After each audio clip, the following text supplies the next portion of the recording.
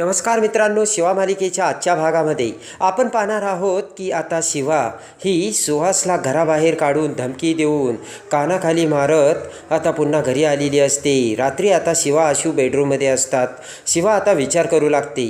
शिवा विचारात पडलेली बघून आशू म्हणतो, शिवा अगं कसला विचार करतेस तू?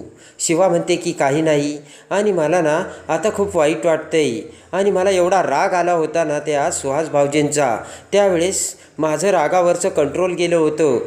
बघा ना, ते वागलेसुद्धा तसेच, आणि म्हणून मला तसं करावं लागलं असे शिवा आशूला बोलते। आशू म्हणतो, शिवा तू काही चुकीचं नाही केलं, तू जे केलं ते अगदी बरोबर केलं, आणि हे सगळं या अगोदरच करायला हवं होतं। आणि आता आशू म्हणतो की ताईसुद्धा काही कमी नाही आहे, आणि बरं झालं शिवा तू हे केलंस, जे आम्हाला करायला पाहिजे होते ते तू करून दाखवलंस, असे म्हणत आता आशूने सुद्धा शिवानी जे केलं त्याला अगदी बरोबर केल्याचे मार्क्स दिलेले असतात। शिवा म्हणते की हे बघा आशू, मला हे घर तोडायचं नव्हतं, पण हे सगळं सुहास भाऊजींनी घडून आणलं, आणि सत्य ना एक दिवस समोर येतच, कधीच ते लपून राहत नाही, असे शिवा आशूला बोलते। आशू म्हणतो, बरं जाऊ दे शिवा, तू खूप थकली आहे, आणि आता आशू शिवाचे पाय दाबू लागतो। शिवा म्हणते, आशू फक्त मी एकटीच नाही थकली, तू सुद्धा माझ्यासोबत होता। आशू म्हणतो की मी आराम केला आहे, आणि आता खऱ्या आरामाची तुला गरज आहे शिवा।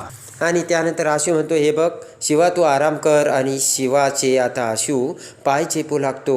तेवढ्यात आता शिवा खाली झोपते, आणि आशू म्हणतो, बरं वाटतंय का? तर शिवाला आता गाढ झोप लागलेली असते, आणि प्रेमाने आता शिवा ही झोपी जाताच आशू आता शिवाचा किस घेतो। तर आता आशू बाजूला जाता क्षणी शिवाला खूप हायसं वाटलेलं असतं। इकडे आता कीर्तीने मोठा डाव रचलेला असतो, आणि कीर्तीने रडण्याचे नाटक केलेले असते। सीताईच्या पायावरती डोके ठेवून कीर्ती रडू लागते। सीताई म्हणते, अगं कीर्ती, आता जे झालं ते झालं, कशाला पश्चाताप करते, आणि आता रडून कशाला त्रास करून घेते? कीर्ती म्हणते की आई, हे सगळं माझ्यामुळेच होतंय। तेव्हा आता सीताई म्हणते, कीर्ती यामध्ये तुझी काय चूक? आणि तेवढ्यात आता भाऊ म्हणतात की कीर्ती बस झालं, आता तू रडू नकोस, आणि असं रडून झालेलं नुकसान कधीच भरून निघणार नाही। आणि कीर्ती म्हणते की भाऊ, मी विचारही केला नव्हता की सुहास असं वागू शकेल म्हणून, कसा वागला तो तुम्ही बघितलं ना। आणि तेवढ्यात आता भाऊ म्हणतात की हे बघ कीर्ती, अजूनही वेळ गेलेली नाही, हे सगळं जे काही झालं ना ते व्यवस्थित सुद्धा होऊ शकतं, आणि मला खात्री आहे की कीर्ती तू हे फक्त तूच व्यवस्थित करू शकतेस। आणि सीताई म्हणते की अगदी खरं आहे बरं का, आणि तू ना आता त्या सुहासचा विषय सोडूनच दे। रडतच कीर्ती म्हणते की मी ना त्याचा विषय कधीच सोडून दिलाय। रडतच आता कीर्ती म्हणते की मला आता तो माणूस माझ्या आयुष्यातच नको आहे, आणि मला सहन होत नाहीये। सीताई आता कीर्तीला म्हणते, हे बघ कीर्ती, आता तू अजिबात रडायचं नाहीयेस। भाऊ म्हणतात की कीर्ती जा, आता तू जाऊन झोप। तर कीर्ती आता सीताई आणि भाऊंना मिठी मारते आणि झोपायला निघून जाते। आणि कीर्ती निघून जाता क्षणी इकडे सीताई आता भाऊंना म्हणते की तुम्ही खूप थकला असेल, जा बरं आता तुम्ही सुद्धा झोपा।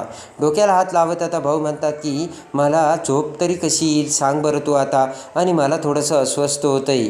सीताई म्हणते, अहो काय होतंय तुम्हाला? भाऊ म्हणतात, मागच्या काही दिवसामुळे माझ्या बिझनेसच्या कामामुळे मी सतत बाहेर आहे, आणि त्यामुळे माझं ना घराकडे दुर्लक्ष झालंय। भाऊ म्हणतात, कदाचित मी इथे असतो तर हे सगळं मला थांबवता आलं असतं, कदाचित कीर्तीच्या आयुष्यातसुद्धा मी असं काही होऊ दिलं नसतं, असे भाऊ आता सीताईला बोलतात। म्हणतात की शिवासारखी सून मिळाली हे आपलं भाग्य, आणि शिवा जर नसती तर काय झालं असतं? तर आता सीताई म्हणते, खरंच आपल्याला लाखात एक अशी शिवा सून मिळाली। खुश होऊन आता सीताई म्हणते की हे जे काही झालं ते सगळं शिवामुळेच झालं, मला ना आता शिवासाठी काहीतरी करावंसं वाटतं, असे सीताई बोलते। आता भाऊ म्हणतात, हे बघ सीताई, आता कसलाही विचार करायचा नाही, कोणतं जरी संकट आलं तरी आता आपण सगळेजण एकमेकांसोबत आहोत, आणि सीताई खुश होती। इकडे आता सुहासला खूप डोक्याला मार लागलेला असतो, आणि डोक्याला कपडा धरून सुहास आता एका चहाच्या गाडीवर येतो। रात्रीची वेळ झालेली असते, आणि तिथे बसता क्षणी आता तो चहावाला म्हणतो की भाऊ काय झालंय? तर आता सुहास म्हणतो, काही नाही, थोडंसं पडलोय आणि लागलंय। चहावाला म्हणतो की अहो तुम्हाला तर खूपच लागलंय। सुहास म्हणतो की जरा चहा देतोस का? तर आता तो चहावाला म्हणतो, हो देतो ना। सुहास इकडे म्हणतो की बिस्किट आहे का? चहावाला आता त्याला बिस्किटचा पुडा देतो। सुहास आता चहासोबत बिस्किटे खाऊ लागतो। सुहासच्या डोक्यातून रक्त येत असते। चहावाला म्हणतो, तू तर खूप चांगल्या घरातला वाटतोस। तेव्हा आता सुहास म्हणतो, गप्प बसतोस का आता तू? चहा पिता क्षणी इकडे आता सुहास त्याच्या खिशात हात घालतो, पण सुहासच्या खिशात आता एकही पैसा नसतो.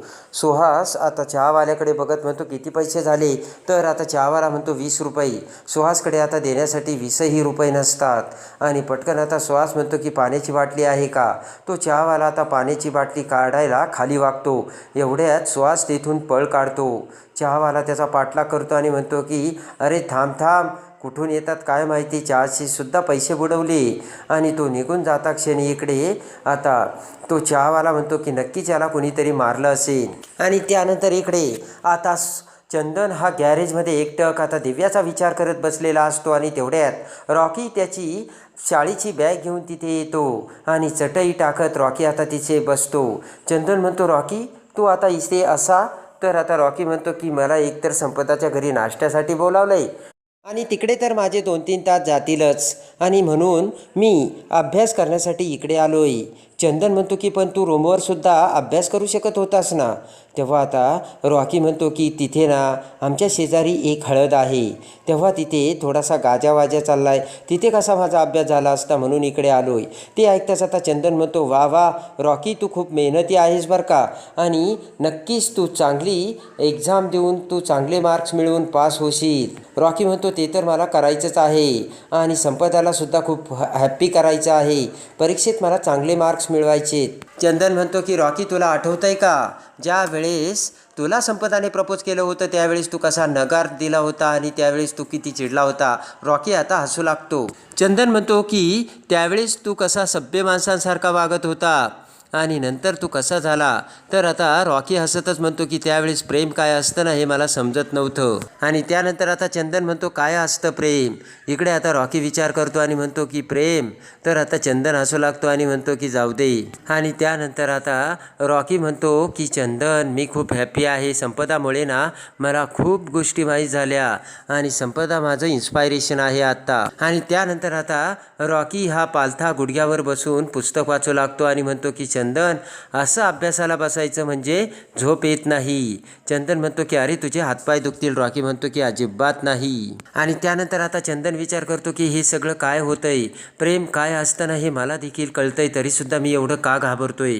त्यानंतर विचार करून चंदन म्हणतो, रॉकी बरं आता मी निघतो बरं का, तुला जर काही लागलं ना तर मला फोन कर, मी जवळच आहे, असे म्हणत चंदन तेथून निघून जातो.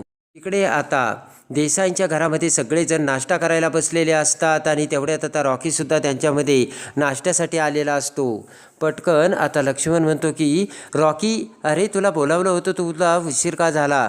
तेव्हा आता रॉकी म्हणतो की खूप अभ्यासाचा लोड आहे ना, अभ्यास करत होतो. संपदा म्हणते की तुम्हाला माहिती आहे का, बाबा हा ना आपल्याकडे वेळ जाईल आणि तो वेळ वाचवण्यासाठी रात्री 3-4 वाजेपर्यंत अभ्यास करत होता आणि सकाळीसुद्धा लवकर उठला. सगळ्यांना आता रॉकीचा खूप अभिमान वाटतो.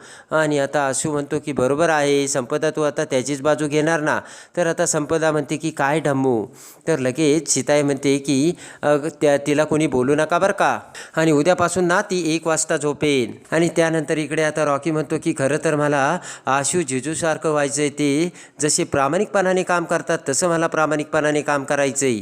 ते ऐकताच आता लक्ष्मण आणि सीताई खूप खुश होतात. आणि आता आशू म्हणतो की रॉकी, तू माझा आदर्श घेऊ नकोस बरं का, मी काही एवढा अभ्यास नाही केलेला. लक्ष्मण म्हणतो की आशू तू काय बोलतास, किती कमी दिवसामध्ये तू एवढा बिझनेस सांभाळला? आणि लगेच आता भाऊ म्हणतात की बरं झालं बिझनेसवरून मला आठवलं, अरे आशू चेंबर्स ऑफ मीटिंगमध्ये ना तुझा सत्कार होणार आहे बेस्ट बिझनेसमॅन म्हणून. भाऊ म्हणतात तेव्हा तुला जावं लागेल बरं का. लक्ष्मण म्हणतो वा वा आशू, कॉंग्रॅच्युलेशन्स. आणि लक्ष्मण म्हणतो की आशू, आपल्या बिझनेसमध्ये हा जो अवॉर्ड तुला मिळतोय ना ते तुझं आता मेहनतीचं फळ आहे. लगेच रॉकी म्हणतो की बघितलं का जिजू, तसंच मला प्रामाणिकपणाने काम करून मोठं व्हायचंय. आणि तेवढ्यात आता आशू म्हणतो याचं सगळं क्रेडिट ना शिवाला जातंय. शिवा ना माझ्यावर कधीच संकट येऊ देत नाही, सतत मला सपोर्ट करते, माझ्या पाठीमागे उभी राहते. सीताई आता खूप खुश होते, पण कीर्तीचा चेहरा मात्र पडलेला असतो. सीताई म्हणते की शिवा, तू सुद्धा जायला हवंस, याच्या पाठीमागे तुझं सुद्धा श्रेय आहे. शिवा हसतच म्हणते की असं काहीच नाही आहे सीताई. कीर्ती म्हणते की मला सुद्धा तेच वाटतंय, शिवाने आशू सोबत जायला हवं. आणि खरंच शिवाने सुद्धा आशूला खूप सपोर्ट केला आहे. इकडे आता बिझनेस अवॉर्डसाठी शिवाने आता तिची आवरलेली असते. शिवा आता आशूसोबत जाणार असते. तेवढ्यात आता भाऊ शिवाला घेऊन बेडरूममध्ये येतात. शिवा आता घाबरलेली असते. शिवा म्हणते की भाऊ काय झालं. सीताई म्हणते की ये शिवा बस. सीताई शेजारी आता भाऊ शिवाला बसवतात आणि त्यानंतर आता शिवा म्हणते की काय झालं भाऊ, काही सिरियस आहे का. तेवढ्यात आता सीताई म्हणते की अगं काही सिरियस नाही. भाऊ म्हणतात घेतलं बघ लगेच ना टेन्शन. आणि त्यानंतर आता भाऊ म्हणतात हे बघ शिवा, मी ना तुझ्या नावावर काही शेअर्स करायचे ठरवलेत. ते शिवा म्हणते की पण त्याची काय गरज होती भाऊ. भाऊ म्हणतात की झालं.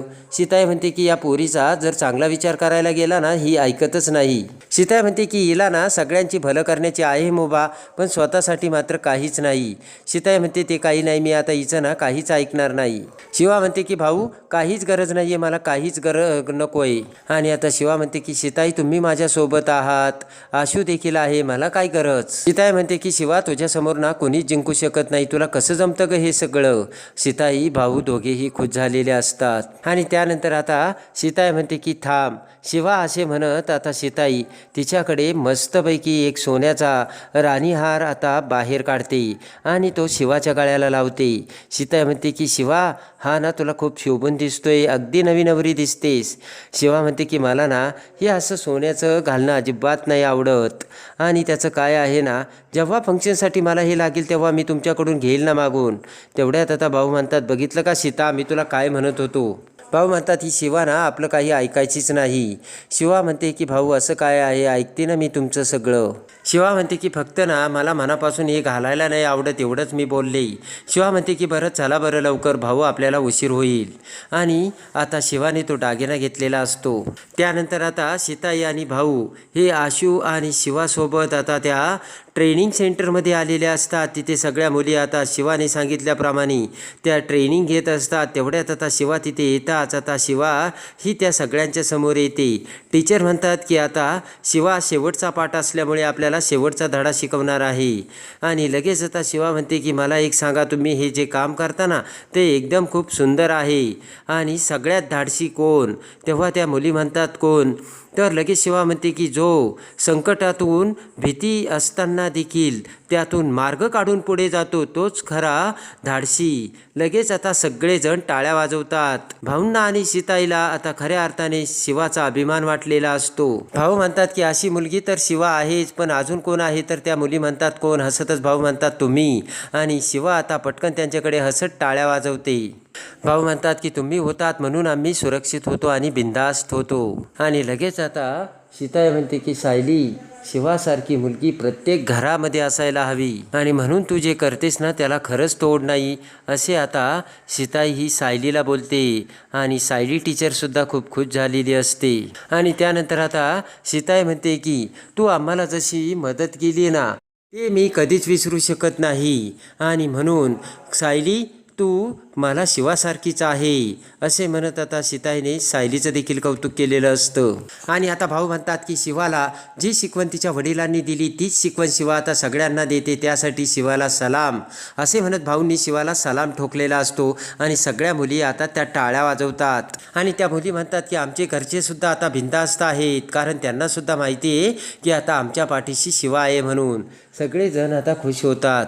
आणि शिवा म्हणते की तुम्हा सगळ्यांना आता शिवाची गरजच नाही. आशू म्हणतो की बरोबर आहे, कारण तुम्ही सगळेच आता शिवा आहात. आणि शिवा म्हणते की तुमच्यासारखी माणसे माझ्या आयुष्यात आहे म्हणून मी हे सगळं करू शकले, नाही तर माझ्याच्याने काहीच झालं नसतं, असे म्हणत आता शिवाने सगळं क्रेडिट भाऊ सीताई आशूला दिलेले असते. आणि त्यानंतर आता शिवा ही प्रेमाने सगळ्यांचा सेल्फी काढते. आशू म्हणतो की बरं चला आता आपण काहीतरी खायला जाऊ.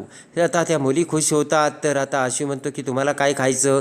एक मुलगी म्हणते की बर्गर, दुसरी म्हणते पिझ्झा. तर आता सगळेजण खुश होतात. आणि तेवढ्यात आता सगळेजण आता जेवायला जाणार एवढ्यात शिवाला एक फोन येतो. आणि तो फोन घेता क्षणी आता शिवाला मोठा धक्का बसलेला असतो. पटकन शिवा आता प्लान बदलते. शिवा आता आशूला म्हणते की आशू आपल्याला निघावं लागेल, मी तुला सगळं काही सांगते. आणि मुलींना म्हणते की आपण ना आत्ता जो प्लान करणार होतो जेवणाचा तो आता उद्यावरती करू. आणि लगेच आता आम्हाला निघावं लागेल असे म्हणत पटकन आता आशू भाऊ आणि सीताला घेऊन शिवा निघालेली असते. इकडे आता सगळेजण हे वंदनाच्या घरी येतात. तर आता अजून काय संकट येऊन थांबलेलं असतं आणि आता शिवा त्या संकटातून वंदना आणि माई आजीला कसं सोडवणार हे, आणि आता शिवा दिव्याचे सत्य बाहेर काढून आता शिवा ही कोणते अशी दिव्याला शिक्षा देणार हे बघण्यासाठी आणि शिवा मालिकेच्या भाग 2साठी बेल नोटिफिकेशनवर क्लिक करून आपल्या चॅनलला लाईक करा, सबस्क्राईब करा.